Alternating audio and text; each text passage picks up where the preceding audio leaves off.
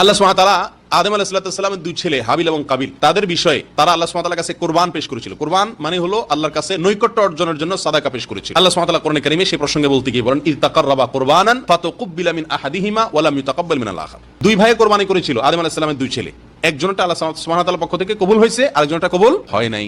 কেন কবুল হয় নাই আর একজনটা কবুল হয়েছে যে সেটা কেন হয়েছে সে প্রসঙ্গে আল্লাহ সুবহানাহু ওয়া তাআলা বলেন ইন্নামা ইয়াতাকাব্বালুল্লাহু মিনাল মুত্তাকিন, নিঃসন্দেহে আল্লাহ সুবহানাহু ওয়া তাআলা কেবল মুত্তাকিদের পক্ষ থেকেই গ্রহণ করেন। তাহলে বোঝা গেল কোরবানি সবাইটা আল্লাহর কাছে মাকবুল হয় না। আল্লাহর কাছে গ্রহণযোগ্য হয় কার কোরবানি? যার ভিতরে তাকওয়া আছে, যে তাকওয়ার তাড়নায় কোরবানি করেছে। যে কোরবানি করেছে কিসের তাড়নায়?